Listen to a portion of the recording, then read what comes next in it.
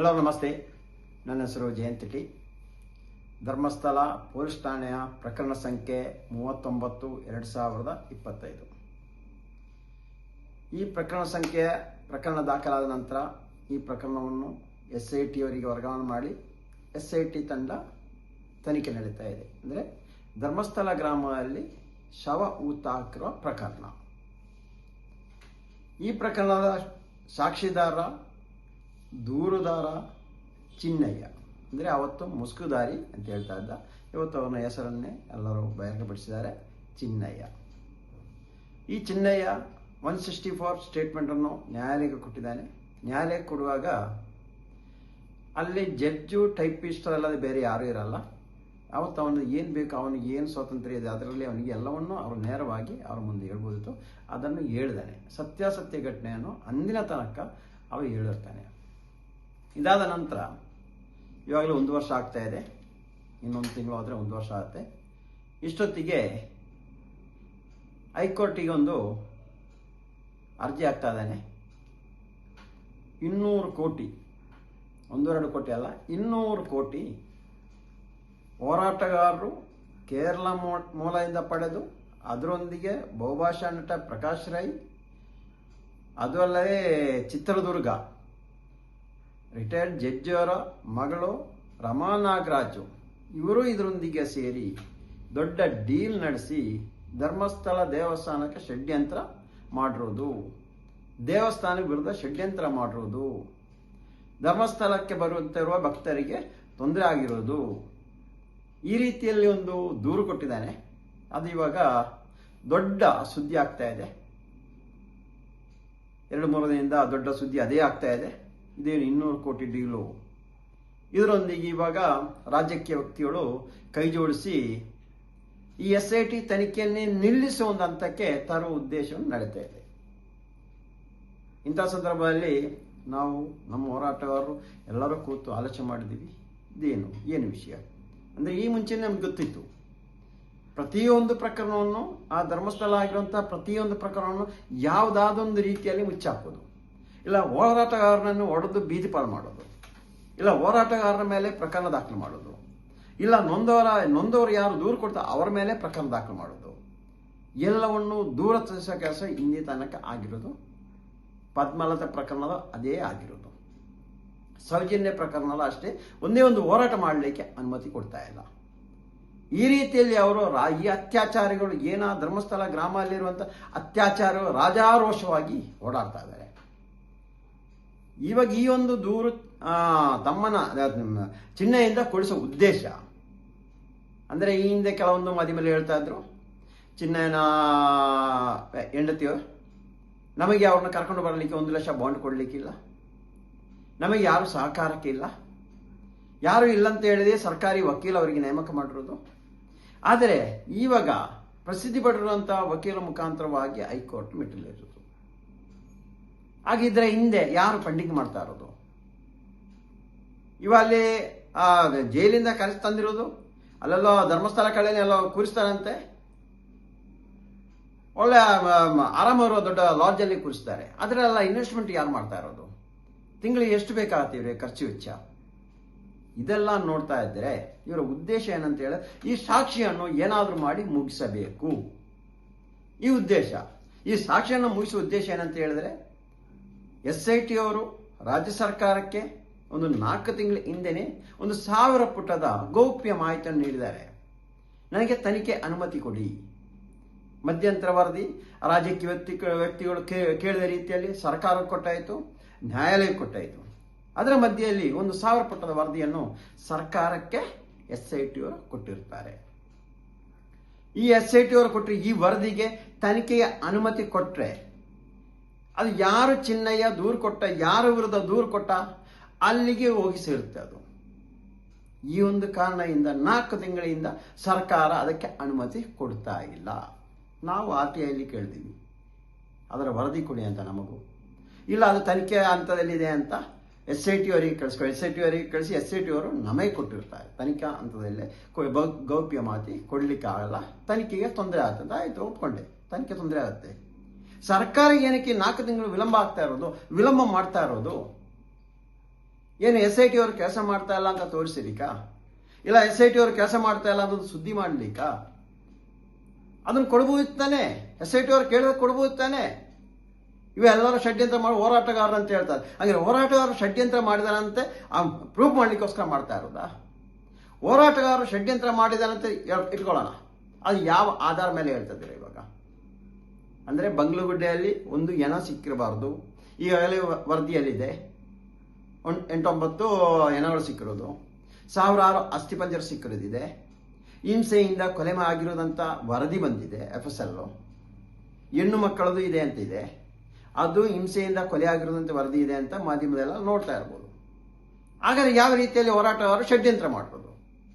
ಷಡ್ಯಂತ್ರ ಎಂಬ ಪದಕ್ಕೆ ಅರ್ಥ ಬರಬೇಕಾದ್ರೆ ಏನೀ ಧರ್ಮಸ್ಥಳ ಗ್ರಾಮದಲ್ಲಿ ಅತ್ಯಾಚಾರ ಕೊಲೆ ಯಾವುದೂ ನಡೆಯದೆ, ಯಾರಿಗೂ ತೊಂದರೆ ಆಗದೆ ಇರುವಂತಹ ಒಂದು ಜಾಗದಲ್ಲಿ, ಇಲ್ಲ ಅವರನ್ನು ಆ ದೇವಸ್ಥಾನಕ್ಕೆ ಕಳಂಕ ತರಬೇಕೆಂಬ ಉದ್ದೇಶದಿಂದ ಯಾವುದೋ ಒಂದು ಗುಡಾಲೋಚನೆ ಮುಖಾಂತರವಾಗಿ ಏನೋ ಒಂದು ಕಟ್ಟುಕತೆ ಅವರ ಹೆಸರಿಗೆ ಕಳಂಕ ತಂದ್ರೆ ಹೇಳ್ಬೋದು.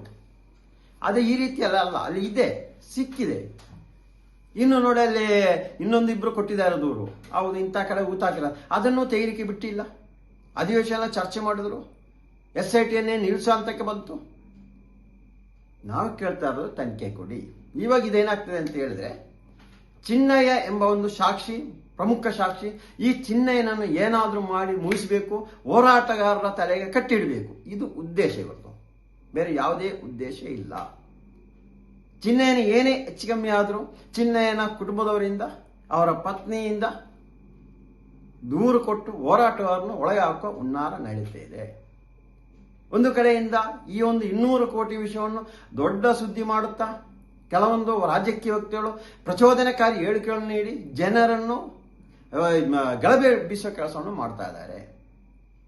ಈ ರೀತಿಯಲ್ಲಿ ಗಲಭೆ ಎಬ್ಬಿಸಿದರೆ ಚಿನ್ನಯ್ಯನ ಮೇಲೆ ಹೋರಾಟಗಾರರು ಯಾರಾದರೂ, ಆ ಹೋರಾಟಗಾರರ ಕಡೆಯವರು ಯಾರಾದರೂ ಅಟ್ಯಾಕ್ ಮಾಡಿದರೆ, ಇಲ್ಲ ಅವನು ಒಂದು ಹಲ್ಲೆ ಮಾಡಿದರೆ, ಅವನು ಮುಟ್ಟಿದರೆ, ಇಲ್ಲ ಹೋರಾಟಗಾರರು ಇವಾಗ ಇರುವಂತಲ್ಲ, ಯಾರೋ ಒಂದು ಹೋರಾಟಕ್ಕೆ ಬಂದಿರೋ ಫೋಟೋ ಇರುವಂತ, ಗ್ರೂಪಲ್ಲಿ ಒಂದು ಫೋಟೋ ಇರುವಂತ ಯಾರನ್ನಾದ್ರೂ ಒಬ್ಬರು ನಿಲ್ಲಿಸಿ ಬೇಕಾದ್ರೆ ಒಂದು ಟಚ್ ಮಾಡಿ ಸಾಕು, ಅವನು ಕರ್ಕೊಂಡು ಹೋಗಿ 100% ಹಾಸ್ಪಿಟಲ್ ಕರ್ಕೊಂಡು ಹೋಗಿ ಅವನನ್ನು ಮುಗಿಸುವ ಕೆಲಸವನ್ನು ಮಾಡಿಸ್ತಾರೆ.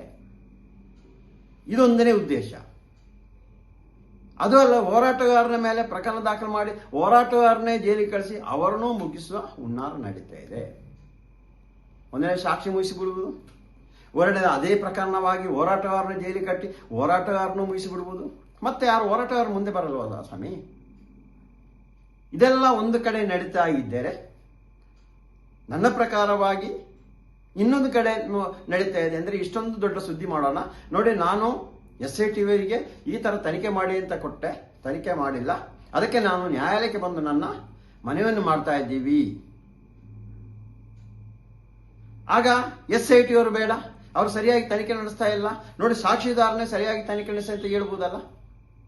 ಇದು ಇನ್ನೊಂದು ಉದ್ದೇಶ.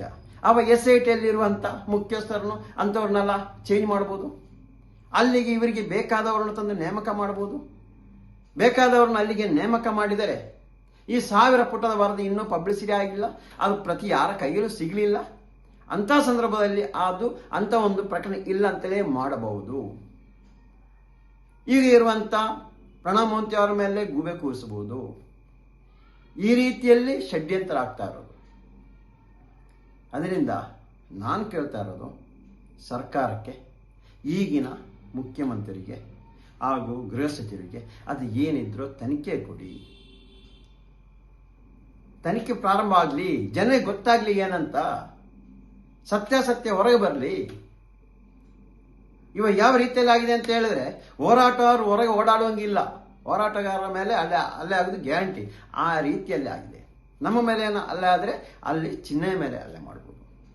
ಇದು ಯಾವುದ್ಯಾವುದೋ ರೂಪ ಪಡೆಯುತ್ತೆ. ಇದಕ್ಕೆ ಆಸ್ಪದ ಕೊಡಬೇಡಿ. ಒಂದು ಕಡೆಯಿಂದ ಹೇಳ್ತಾರೆ ಮುಖ್ಯಮಂತ್ರಿ, ಈ ಹಿಂದೆ 1000 DKC ಬಂದರು, ನಿಮ್ಮ ಮುಂದಿಗೆ ಇದ್ದೀವಿ ಅಂತ. ಸ್ವಾಮಿ ಅವರು ಹೇಳಿ ಹೇಳ್ತಾರೆ. ಇವ ಮುಖ್ಯಮಂತ್ರಿ ಕರ್ನಾಟಕ ರಾಜ್ಯದು, ಅವ್ರು ಅಂಥದ್ದು ಯಾವುದಕ್ಕೆ ಸಪೋರ್ಟ್ ಮಾಡಲ್ಲ ಅಂತ ನಮ್ಮ ಒಂದು ಅನಿಸಿಕೆ, ನಮ್ಮ ಒಂದು ನಂಬಿಕೆ. ಅವರು ಪ್ರತಿಜ್ಞೆ ಮಾಡಿರೋದು ಯಾವುದು? ಅಜ್ಜಯ್ಯನ ಹೆಸರಲ್ಲಿ. ಅವ ಅದಕ್ಕೆ ಕಲಂಕ ತರೋ ಕೆಲಸ ಮಾಡಲ್ಲ. ನಾವು ಯಾವುದೇ ದೇವಸ್ಥಾನಕ್ಕೆ ಕಲಂಕ ತರಲಿಕ್ಕೆ ನಾವು ಯಾವುದೇ ಹೋರಾಟಗಳನ್ನು ಮಾಡಿರೋದಿಲ್ಲ. ನಮಗೆ ಗೊತ್ತು ಅಲ್ಲಿ ಆಗಿರುವಂಥದ್ದು. ನಮ್ಮ ಊರಾದ್ದಕ್ಕೆ ಹೇಳ್ತಾ ಇರೋದು, ನನ್ನ ಸಂಬಂಧಿ ಪದ್ಮಲ ಆದಕ್ಕೆ ನಾನು ಹೇಳ್ತಾ ಇರೋದು ಏನಾಗಿದೆ, ಏನಾಗ್ತಾ ಇತ್ತಂತ. ಅದರಿಂದ ನಾನು ಈ ಮೂಲಕ ರಾಜ್ಯದ ಪ್ರಚೋದನಕಾರಿ ಹೇಳಿಕೆಯನ್ನು ನೀಡುವ ಜನಪ್ರತಿನಿಧಿಗಳಿದ್ದಾರೆ ಅವರಿಗೂ ಹೇಳ್ತಾ ಇದ್ದೀನಿ, ನೋಡಿ ನೀವು ಈ 1000 ಪುಟದ ವರದಿ ಏನಕ್ಕೆ ಇಟ್ಕೊಂಡಿದ್ರೆ ಸರ್ಕಾರಕ್ಕೆ ಪ್ರಶ್ನೆ ಮಾಡಿ. ಅದು ಹೊರತು ಬೇರೆ ರೂಟಲ್ಲಿ ನೀವು ಪ್ರಚೋದನೆ ಕೊಡೋದಲ್ಲ. ಸರ್ಕಾರಕ್ಕೆ ಪ್ರಶ್ನೆ ಮಾಡಬೇಕು. ನೀವು ಏನಕ್ಕೆ ಮಾಡಿಲ್ಲ, ಏನಕ್ಕೆ ನೀವು ಕೊಟ್ಟಿಲ್ಲ 1000 ಪುಟದ ವರದಿ, ತನಿಖೆ ಆದೇಶ ಕೊಡ್ತಾ ಇಲ್ಲ, ಅದೇಕೆ ಕೇಳ್ತಾ ಇಲ್ಲ ಸ್ವಾಮಿ ನೀವು ಅದರ ವಿರುದ್ಧ ಯಾರು ಇಲ್ಲವಲ್ಲ, ಅದರ ಹಿಂದೆ ಯಾರು ನಿಂತಿಲ್ವಲ್ಲ, ಯಾಕೆ? ಕೊನೆಯದಾಗಿ ನಿಮಗೆ ನಾನು ಈ ಮೂಲಕ ಸೌಜನ್ಯ ಪರ ಹೋರಾಟಗಾರರು ಕೇಳ್ತಾ ಇರೋದು, ಮಹೇಶ್ ತಿಮ್ಮರೊಡಿಯನ್ನು ಗಡಿಪಾರು ಮಾಡಿದೆ ಅಂತೇಳಿ ಆ ಸತ್ಯದ ಹೋರಾಟ ನಿಲ್ಲಲ್ಲ. ಇಲ್ಲ ಇದ್ದರೆ ಯಾವುದೋ ಒಂದು ರೀತಿಯಲ್ಲಿ ನಮ್ಮ ಮೇಲೆ ಹಲ್ಲೆ ಮಾಡಿ ಸಾಕ್ಷಿಗಳನ್ನು ನಾಶ ಮಾಡಿದೆ ಅಂತೇಳಿ ಆ ಹೋರಾಟ ನಿಲ್ಲಲ್ಲ. ಅಲ್ಲಿ ಕೊಲೆ ಆಗಿರೋದು ಹೌದು, ಅತ್ಯಾಚಾರ ಆಗೋದು, ಅದರ ಆತ್ಮ ಅಲ್ಲಿ ಸುತ್ತ ಇರುವುದು ಹೌದು. ಇದು ಅಲ್ಲದೆ ನಾನೇ ಕೊಟ್ಟಿದ್ದೀನಿ ಒಂದಿಷ್ಟು ಜನ ಲೀಸ್ಟ್ ಕೊಟ್ಟಿದ್ದೀನಿ, ಎಷ್ಟು ಜನ ಅಲ್ಲಿ ಕೊಲೆಗಡುಕರಿದ್ದಾರೆ, ಅತ್ಯಾಚಾರಿಗಳಿದ್ದಾರೆ ಅಂತ. ಅಲ್ಲಿ ಸೌಜನ್ಯ ಹೆಣ್ಣು ಮಗಳು ಮಾತ್ರ ಅಲ್ಲ, ಮಗಕ್ಕೆ ಅತ್ಯಾಚಾರ ಮಣ್ಣು ತುಂಬಿಸಿರೋದು. ನಾನೊಂದು ಡೀಟೇಲ್ ಆಗಿ ಕೊಟ್ಟಿದ್ದೀನಿ. ಯಾರು ಅದನ್ನು ನೋಡಿರುವ ಸಾಕ್ಷಿ ಸಮೇತ ಅವ್ರ ನಂಬರ್ ಸಮೇತ ನಾನು SIT ಕೊಟ್ಟಿದ್ದೀನಿ. ಅತ್ಯಾಚಾರ ಮಾಡಿ ನಂತರ ಮರ್ಮಾಂಗಕ್ಕೆ ಚಾಕುವಿಂದ ಇರಿದಿಟ್ಟಿರೋದು. ಅದೇ ತರ ತುಂಬ ಬೇಜಾರ ಕೊಟ್ಟಿದ್ದೀನಿ ನಾನು. ಇದೆಲ್ಲ ಒಂದು ತೊಂದರೆ ಆಗ್ತಾ ಇದೆ, ತನಿಖೆಯ ರೂಟ್ ಚೇಂಜ್ ಆಗಿ ಹೋಗ್ತಾ ಇದೆ, ಎಲ್ಲಿ ಯಾರು ಅತ್ಯಾಚಾರ ಅವರ ಬುಡಕ್ಕೆ ಹೋಗ್ತಾ ಇದೆ. ಈ ಒಂದು ಕಾರಣಕ್ಕೋಸ್ಕರ ಈ ತನಿಖೆಯ ದಾರಿ ತಪ್ಪಿಸುವ ಕೆಲಸವು ಚಿನ್ನಯ್ಯಿಂದ ಆಗ್ತಾ ಇದೆ. ಇದು ಚಿನ್ನಯ್ಯ ಮಾಡ್ತಾ ಇರೋದಲ್ಲ, ಚಿನ್ನಯ್ಯಿಂದ ಮಾಡಿಸ್ತಾ ಇರೋದು. ಅವನಿಗೆ ಮಾನಸಿಕ ಕಿರುಕುಳ ಕೊಡ್ತಾ ಇದ್ದಾರೆ. ಇದು ಅಲ್ಲದೆ ನಾನು ಹಿಂದೆನೆ ಚಿನ್ನಯ್ಯ ಜೈಲಿಂದ ಹೊರಗೆ ಬರುವಾಗಲೇ ಹೇಳಿದೆ ಅವನಿಗೆ ಪೊಲೀಸ್ ಬಂದೋಬಸ್ತ್ ಕೊಡ್ಬೇಕಂತೇಳಿ. ಇಂದಿನ ತನಕ ಪೊಲೀಸ್ ಬಂದೋಬಸ್ತ್ ಕೊಟ್ಟಿಲ್ಲ.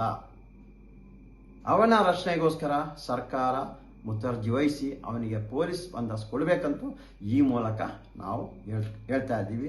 ಚಿನ್ನಯ್ಯ ಮಾತು ಬದಲಾಯಿಸ್ತಾ ಹೇಳ್ತಾ ಇರೋದಲ್ಲ, ಚಿನ್ನಯ್ಯಿಂದ ಹೇಳಿಸ್ತಾ ಇರೋದು. ಅವನಿಗೆ ಏನು ಉಪಾಯ ಇಲ್ಲ, ಅವು ಹೇಳಲೇಬೇಕಾಗತ್ತೆ. ಅಂದರೆ ಚಿನ್ನಯ್ಯ ಸ್ಟಾರ್ಟಿಂಗ್ ಬಂದ ನಂತರ SP ಹತ್ರ ಹೋಗ್ತಾ ಇರೋ ಸಂದರ್ಭದಲ್ಲಿ ತಮಿಳುನಾಡಿಗೆ ಜನ ಕಳಿಸಿ ಅಲ್ಲಿ ಗಲಾಟೆ ಎಬ್ಬಿಸ್ತಾ ಇದ್ರು. ಇದೆಲ್ಲ ಗೊತ್ತು ವಿಷಯ ಏನಂತ. ಆ ಒಂದು ಕಾರಣ ಅಂತ ಹೇಳ್ತೇವೆ, ಚಿನ್ನಯ್ಯನಿಗೆ ಈ ಮುಖಾಂತರ ರಕ್ಷಣೆ ಕೊಡಬೇಕಂತ ಗೃಹ ಇಲಾಖೆಗೂ ನಾನು ಕೇಳ್ಕೊಳ್ತಾ ಇದ್ದೀನಿ.